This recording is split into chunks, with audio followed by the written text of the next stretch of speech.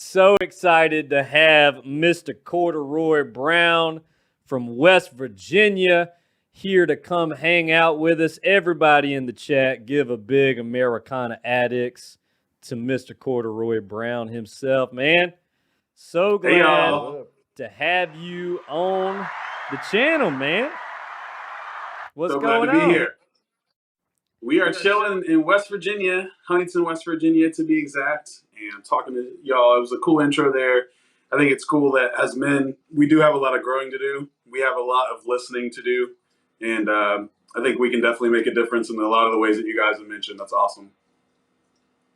We've been dealing with some stuff in our community, and it's been a hard time, especially for some that have dealt with some really tough stuff. Then it's also been a hard time for us men to learn how to listen, to learn how to not immediately become defensive or argumentative.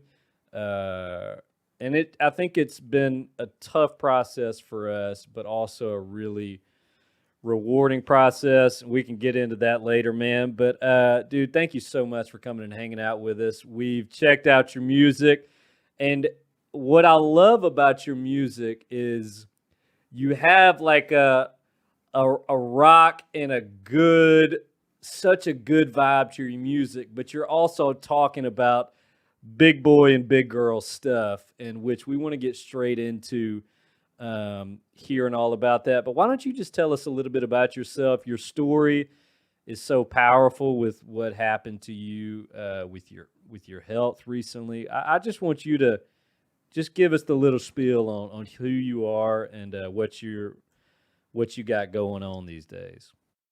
Absolutely, yeah, man. So I've been playing music since 2008. Again, I'm from Huntington, West Virginia, and hey, chat. I'm actually Strawberry Duck on Twitch. But if you want to look me up, look up Corduroy Brown. If you don't know how to spell corduroy, it's Roy Brown, and you'll never forget it if you think of that. But look up Corduroy Brown when you can. I like to describe the music that we make as like you're going to dance to it, you're going to have a good time, but you also might cry a little bit while you're dancing. So there's a lot of serious topics, but there's a lot of hope in the music, and that's something I've been really grateful to be on this side of the fence on. Back in February, I literally died. I literally was on life support before I got put on, like resuscitated and put on life support. I literally died earlier this year and was brought back, and now I'm in complete health. And it's just the craziest thing. Thanks to COVID, I literally died on a helicopter ride and came back to life, and now I'm talking to you guys. Like diehard level helicopter stuff, man. That's amazing. Like to be able to tell people that you died on a helicopter, like that's kind of a good way to go out for real, but that's a pretty awesome story in general. So you caught the Rona and then you got real bad, huh? And so I had COVID in January. And then a month later, after I had been fine, COVID to me was just like a cold. It wasn't anything bad. A month later, I go to the hospital after a couple things. And I was like, my lymph node was swollen and my lungs were kind of hurting, my kidneys, and I was throwing up. And they sent me home the first day. The hospital did. And they were like, we don't know. And then I went back less than 12 hours later and said, guys, something's not right. A couple days later, I haven't eaten yet, blah, blah, blah, and I'm still throwing up and all these weird things, and they're testing for everything possible. And they said, hey, Mr. Brown, we have to put you on a ventilator. And I said, for what? Like, what's wrong? And they're like, we have no idea. So that's a call you have to make to your parents, to your friends. Hey, I'm getting put on a vent. I don't know what's going to happen. When I left Huntington, West Virginia in a helicopter on life flight, I was in heart failure, I was in lung failure, kidney failure, and liver failure all at the same time. And they had no idea what was going on. So I got put on, I literally died in a helicopter ride on the way to Morgantown, West Virginia. Like when I landed, I was gone. And it's what's wild is, you know, like the white light thing that people talk about when they see like, oh, don't go towards the light. Like that's a completely real thing. And I just remember waking up however many days later in Morgantown with a bunch of doctors looking at me, and I'm thinking I'm hooked up to every machine possible, and I'm like, what's going on? And they're like, well, you died, but welcome back. You're in Morgantown. Wow. I want to get into this. Yeah, Let's talk boy. about that white light. I am like Agent Mulder here. I want to believe. I want to hear that story. Tell us all the details you want to about that story, man. Tell us about the Okay, white yeah, light. I'm an open book. So like the white light thing was very real, and I wish it lasted longer because I have so many questions. Like I remember being in like an infinitely white space, like as far as you could see all around you, just pure white. And I could see myself, but I wasn't touching the ground, which was weird. I've never levitated or floated before. Um, and there was like this little ball of energy almost is how the best way to explain it. And it started really close to my chest. It started like right here where my heart was. And then like I literally just slowly watched that little ball of whatever like go way away until like I just couldn't see it anymore. And that's the last thing I remember. And it was just the most bizarre thing because I have so many questions. Like, was I on my way to heaven or was I in purgatory? Was I like going the other way? I don't know. It was just I wish I could like I don't want to die again, but I wish I could go back and ask questions. Yeah, don't be dying again, man. No. Ain't nobody No. want you dying again. No, that album just came out, man. It's too early. Yeah. Yeah. What was whenever they were like, we don't know what it is. How terrifying of a situation was that? Because I can't even imagine. First off, literally dying and them just being kind of like, but it could be some things. Like, how did that make you feel? You kind of don't have time to think. Like you kind of everything when they started talking about the ventilator, everything started going fast. I mean, there was just like it was full speed, and I remember like because it's so hard to explain what it's like to not be able to breathe properly because I feel like my breaths before I put on vent were this big. I could inhale this much and I couldn't exhale. So I remember getting wheeled down there to the getting ready to be sedated to be put on a ventilator, and I mean I literally remember looking up and there's three people on each side of me, and I'm looking at this nurse and she's just looking at me with this like it was she was scared. You could tell, and that's like horrible in itself. But I remember fading in and out, and I don't know if I was dying at that point or how that worked, but I was fading in and out. I just remember seeing her face like faintly a couple times, and what it ended up being was this thing that like less than 30 people in America have had called MIS-A. So basically, my immune system freaked out whenever it got the antibodies from COVID. Because when I had COVID, it was like a month ago. So the antibodies freaked my immune system out, and it kind of put my heart in this state of shock. So like when my heart started failing, my lungs and every other organ started failing. But the only thing you can really do is like try to make sure you have a body in good enough shape to come back to. Like so when I woke up, I was attached. I mean, there's these giant red tubes in my hips, and that was my blood being recirculated for me. So I was being kept alive by machines for how many days, but a 0 out of 10 experience, would not recommend. Jeez. So That is wild, man. that is a really good way to put it, man. Wow. So There's a you Go wake ahead. up, right? You wake up, you're in the hospital. You've been in a coma, right? Yeah, I was sedated. I think like 2 or 3 days later, I was like I remember like vaguely seeing my dad. So I think I was back, but they didn't know what kind of shape my heart was going to be in or anything. Like I remember signing paperwork, and like apparently I don't remember. My dad said I called him crying, like saying that, hey, you might have to have a new heart because like we don't know what yours is about to do when we take you off this machine. And I was like, can we not? Like, it it was bizarre, guys. And there's a lot of things that you learn on hospital beds when you're faced with your mortality. There's a lot of things that regret is the worst thing, and it's like the time that I spent being mad at somebody or mad or upset. Like I was so regretful that I wasted energy, like not using my life how it should have been used. I was so upset with myself that I didn't use the time that I had left, because suddenly the things I said I was going to do next week were there wasn't going to be a next week. And there's just a lot of different things you learn when you're faced with that. So when you wake up, you know, are friends and family able to see you? How long is it before you're able to see like your loved ones, your closest people?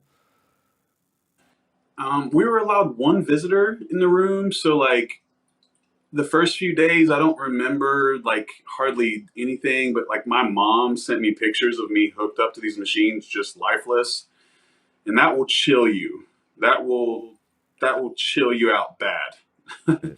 But it just you know, I had a bunch of there were 17 nurses involved because I had so many different things going on, and literally 17. And you know, so one person like my family could come and visit, you know, per day, and that was it, really.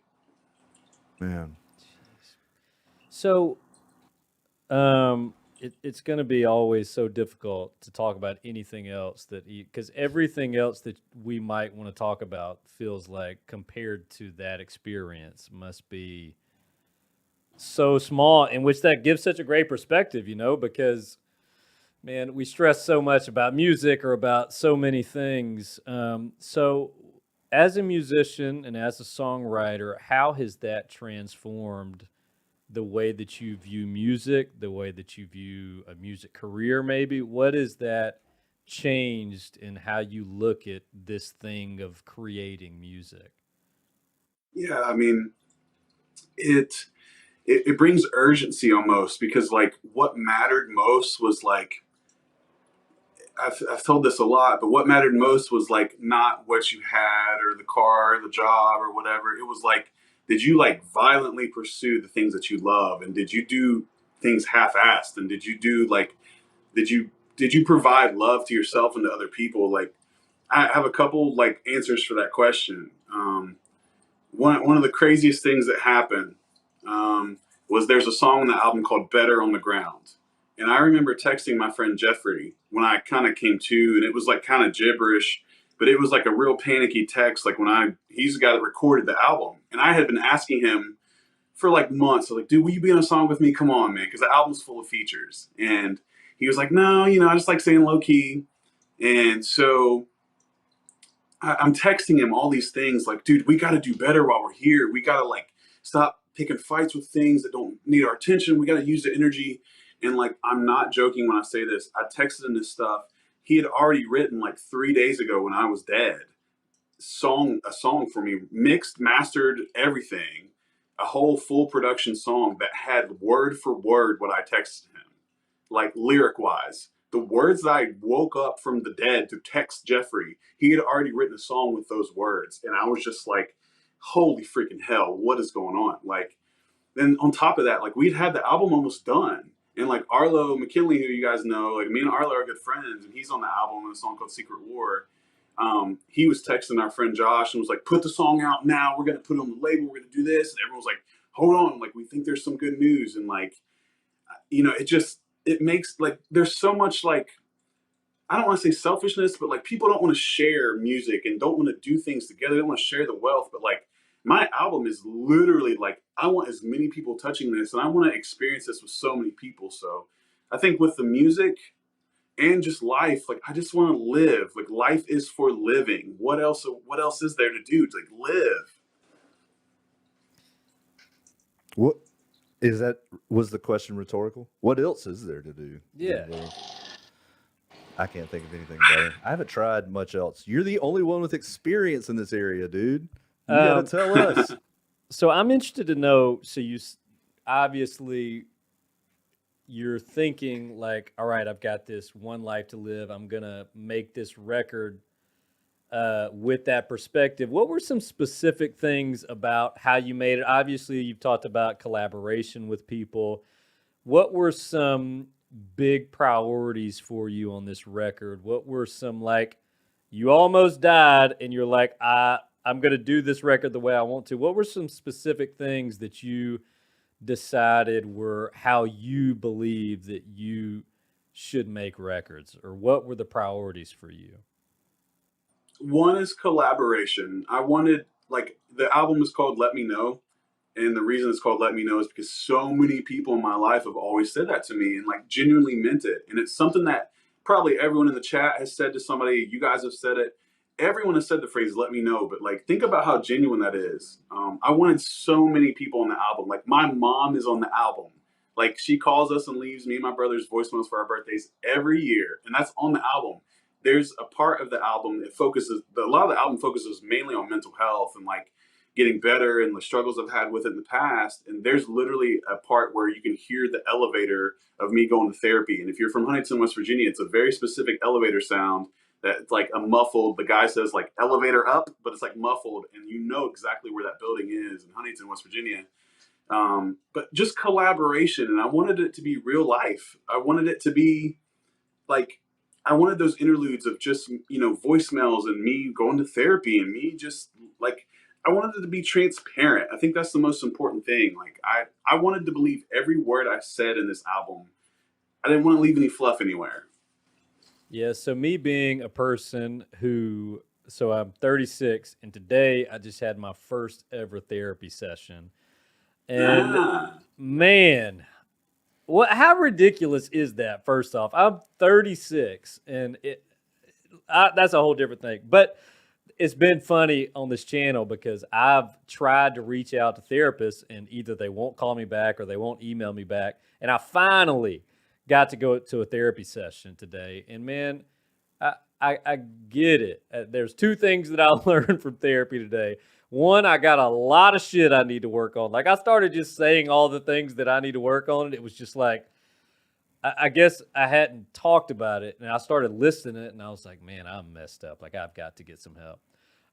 And two, like and Chuck, you mentioned this the other day. I felt like I diagnosed kind of my own big issue that I'm having right now, and I left that place ready to roll. Like I've been struggling recently, and so how important has therapy been to you? As a musician, I'd love to know how you feel like that has impacted you as a songwriter because I'm very new to this, and just after one time, I feel like I plan on doing it for the long haul. You know? oh yeah. Therapy is powerful and beautiful. And it's like the one of the first things I started going to therapy in 2017. And I was living so horribly as far as like drinking all the time, and I self harmed a lot. I used to cut my arms a lot, and that was a form of punishment that I would use on myself for whatever reason. But I didn't really know why. And like therapy, like everyone should go to therapy.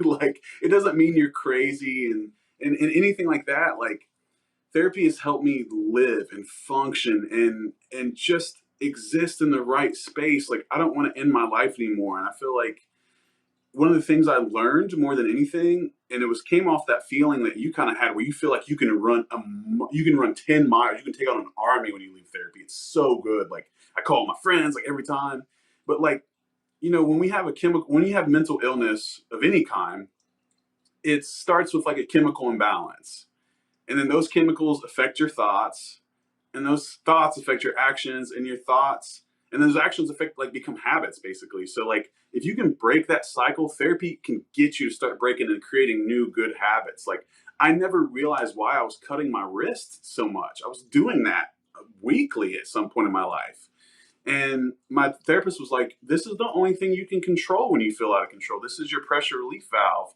And I was just like, oh, my mind was blown. I couldn't believe it. I was like, oh, I can stop doing that now. And it just blew my mind. And therapy's so powerful and beautiful, man.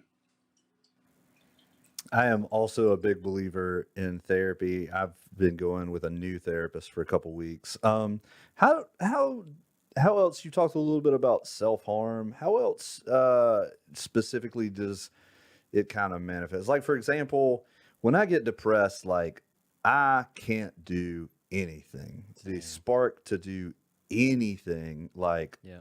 I mean, we're talking like sometimes days without showering. It's a fight to brush my teeth. Um, Tell me a little bit about your experience. Very similar to that. I just feel like an endless nothing almost in a way. But I've learned to give myself grace in that. And when I talk to people, because I love speaking about it, I love talking to people about this, and I love that you guys are talking about it on this show. It honestly means a lot. Hopefully, like, and people in the chat, like, comment if you guys, have experiences with therapy. Comment in the chat, like, if you guys go to therapy, if you try any medicine, I'd love to know. But I've learned to just give myself grace when I feel like I'm just going to be underwater for the day. I ride that wave and say, okay, well, right now I'm underwater, but there's going to be more waves. The waves never stop, good or bad. So, like, I've just learned to have mercy on myself and understand this is a chemical imbalance. This is chemical. It's not because I suck. It's not because I'm a shitty person. It's just chemicals, and just working every day to get that way. I have often said, it's just like I've got a cold or like my back hurts, but it's not my back, it's my feelings. Like for no reason, my feelings are aching, you know. And man, the one that drives me crazy is when like people are like, "So what's up with you?" I'm like, I'm just kind of depressed." And they're like, "What are you depressed about?" I'm like, "No, that's sad.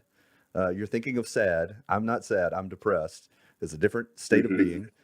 Sometimes it has a lot of sadness with it, but it's a little bit different. Do you feel like there's like times in your life where you can look back now and be like, oh, that was my mental illness acting up when that weird stuff happened or whatever? By far, yeah. Chad dances. He goes to therapy weekly as well, which is awesome.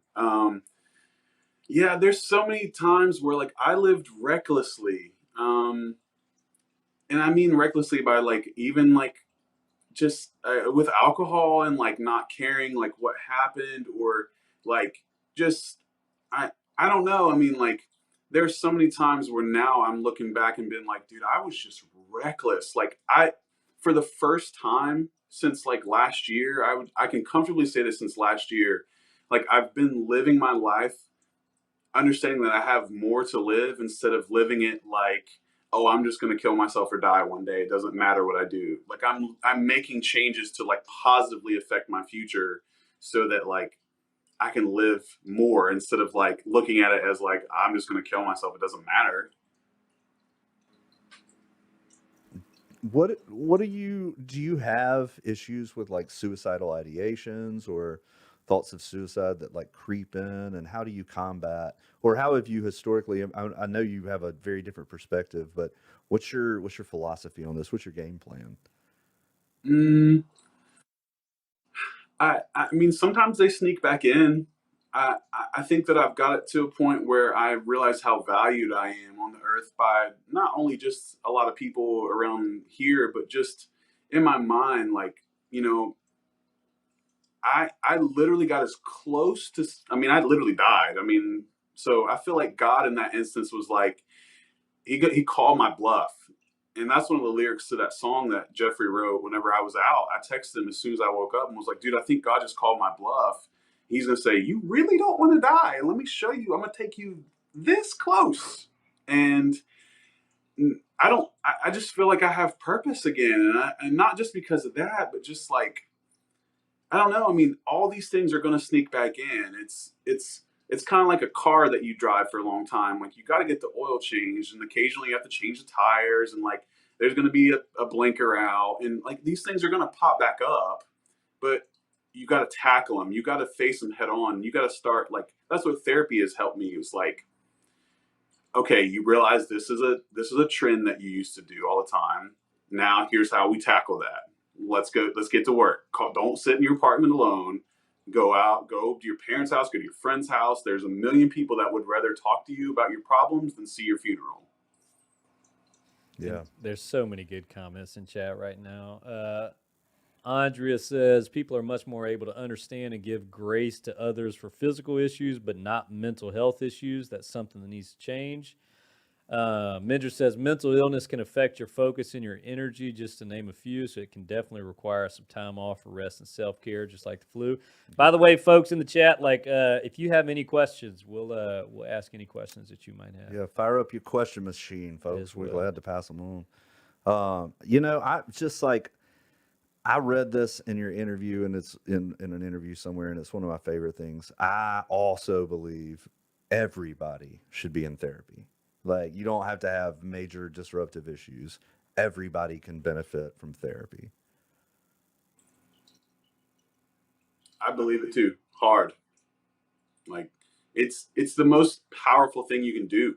I mean, I think it's kind of goes back to what you guys were saying like earlier too. Is like you have to check yourself. You have to reflect. You have like there's not a day that you ever should be the same person. Like every day is going to be growth. And like I forget whose quote it was, but they said like you can never step in the same river twice. It's always evolving and moving. Like it's okay to change. It's okay to grow. It's like we get to be on this earth one time, like technically twice for me now, but like one time generally. Like why are we not like running to be happy as we can? It's like that's what I want people to do is like if we knew that we were going to die at the end of this week, we would do everything we possibly could. And why are we not doing that right now? Why are we not grabbing life and saying, I'm going to change what needs to change?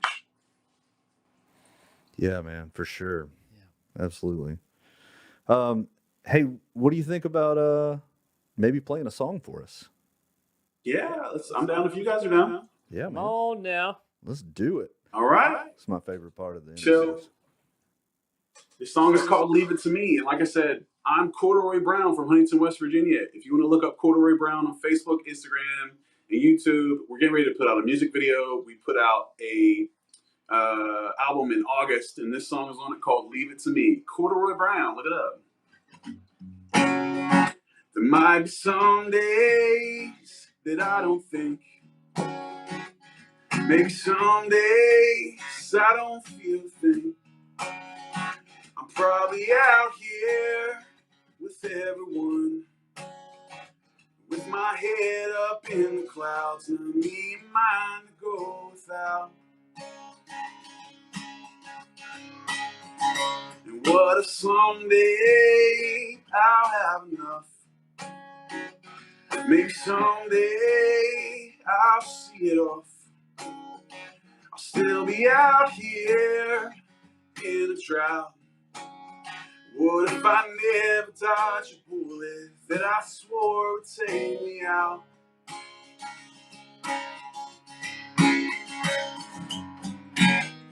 Just leave it to me to be in so close but out of reach. And leave it to me to find everything I thought I'd be.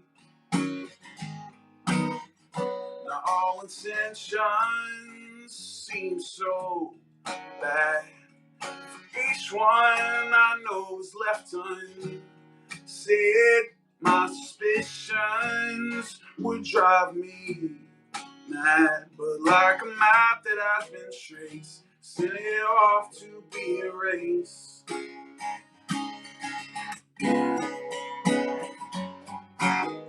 Just leave it to me, being so close but out of reach. Leave it to me, find everything I thought I'd be. Why can't I leave better off alone? Why can't I leave better off alone? I just might be better off alone. Yeah. That's what I'm talking about. Yeah. Nope. That one. There we go. He Laugh always track. pushes the wrong buttons. Laugh man. track. Why I ever gave him the buttons is the dumbest thing of all time. Preach, man. I love that last little chord. You just get them at the end. Just Mm-hmm. That's see you next Sunday chord. See you next Sunday. I want to ask you a question about Chuck and I talk a little bit sometimes about pep talks that you have to give yourself, and it's something that I'm learning about. And I feel like I'm pretty good at it as a musician, And as a creative, like I've learned some good pep talks to give myself. But for example, like in therapy today, one thing I realized that I don't know that pep talk as a teacher. And there's so many things that I'm learning uh, that my issues are struggling with being a teacher and feeling bad about myself being a teacher and stuff like that. But what are some of your go-tos as a musician on the days that you're feeling down? Things that you have to tell yourself to pep you up a little bit. Do you have any go-tos that you typically tell yourself?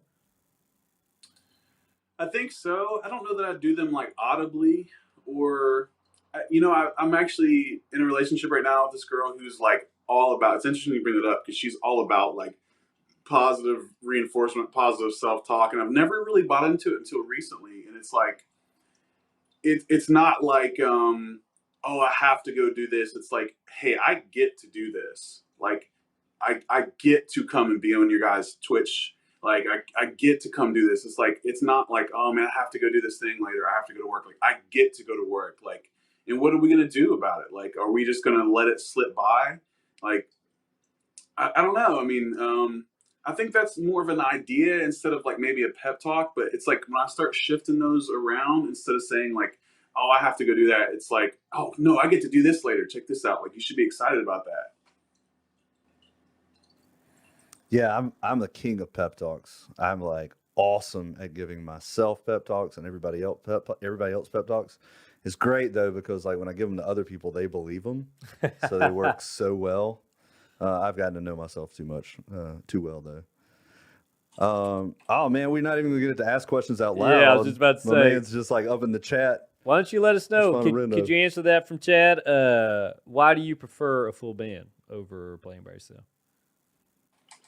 There's so much energy that we put into our shows, and like if we're not sweaty by the end of it, we didn't do it right. Like it's performing is just what brings us to life more than anything, and I love doing the songs acoustic and chill when I can be. The stripped down stuff is cool. There's all kinds of little silly things we do acoustic sometimes, but full band, oh man, just the energy is what I love, and it's so fun playing with other people because we can bounce it all off each other, and it's just all those little like intimate moments that happen like just between the band, like just between the band, like I don't know. There's just something more about full band, and I'm doing a lot of acoustic stuff to round out the year. I'm getting ready to play in Chicago, but like if I could have the band with me, they'd be there in a heartbeat. Yeah, so I feel like we're kind of going through a renaissance of like country and Americana music where so many folks are just doing songs by themselves. So they'll do a song with another artist. And I'm personally a guy who's always preferred playing with a band, and I, I've never been that great at playing by myself. And so, how does it? Do you? Or what am I trying? I guess I'm putting my frustration off on you a little bit. Like, what? Uh, do you think full band stuff still has a place to play with emerging artists?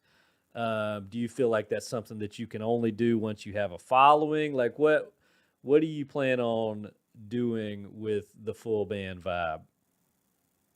Yeah, I mean, I want to do full band stuff as much as you can, but like I think it's different because like there's a marketing side to it too. So like people want to like see Corduroy Brown.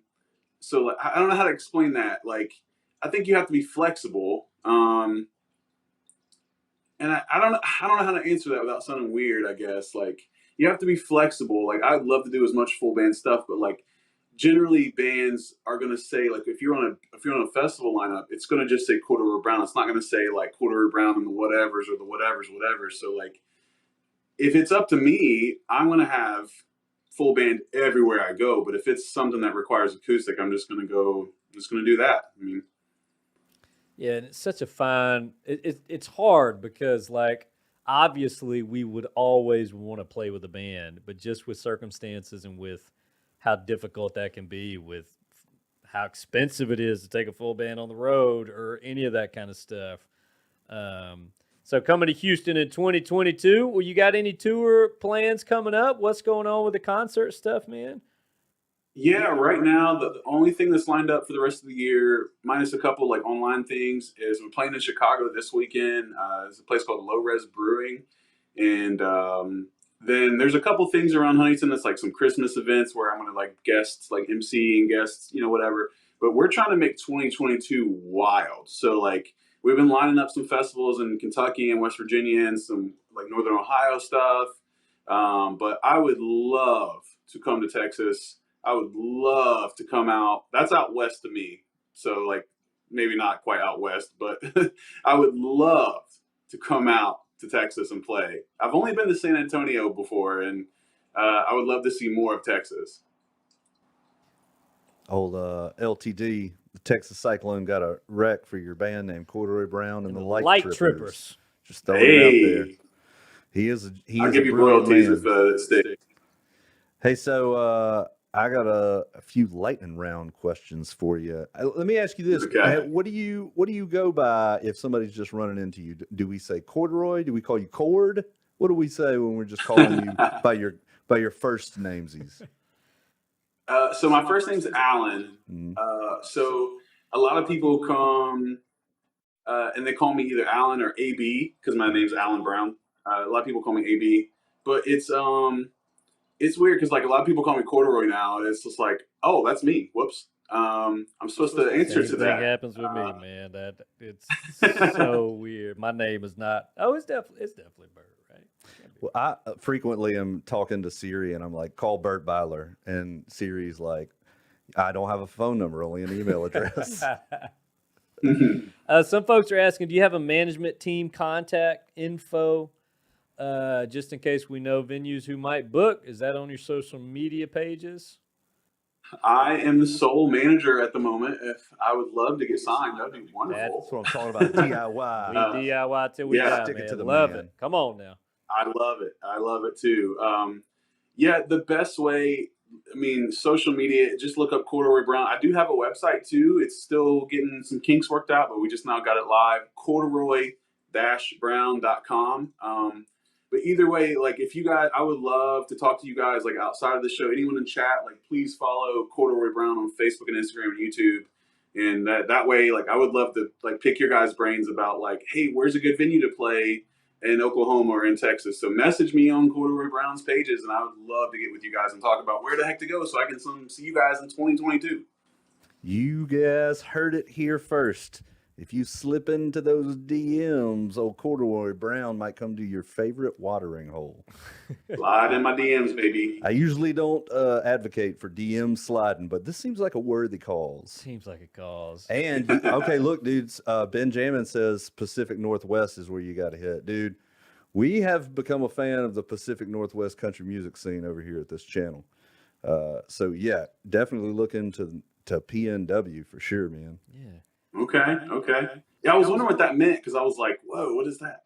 I didn't know what that meant until we had multiple folks from that region in our Discord, and they kept just saying like PNW and PNX and like all of this stuff, and I'm like, man, I grew up in a small town in Mississippi. Like I don't know anything.